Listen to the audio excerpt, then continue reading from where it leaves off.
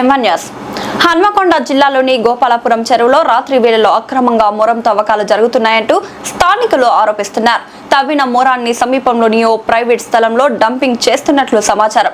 అనుమానాస్పదంగా జరుగుతున్న ఈ కార్యకలాపాలను గమనించిన స్థానికులు 100కు డయల్ చేసి పోలీసులకు సమాచారం అందించారు. పోలీసులు ఘటనా స్థలానికి చేరుకోగానే తవ్వకాలు నిలిపివేయగా మొరంతో వెళ్తున్న ఓ వాహనాన్ని స్వాధీనం చేసుకుని డ్రైవర్ను పోలీస్ స్టేషన్ కు తరలించారు. అర్ధరాత్రి సమయంలో తవ్వకాలు ఎందుకు నిర్వహిస్తున్నారు? దీనికి సంబంధించి అధికారిక అనుమతులు ఉన్నాయా? తవ్విన మొరం ఎక్కడికి తరలిస్తున్నారు? ఈ వ్యవహారం వెనుక ఎవరి అండదండలున్నాయి అనే ప్రశ్నలు స్థానికుల్లో చర్చానీయాంశంగా మారాయి. అధికారులు పూర్తి స్థాయిలో విచారణ జరిపి వాస్తవాలు వెలుగులోకి తీసుకురావాలని స్థానికులు కోరుతున్నారు.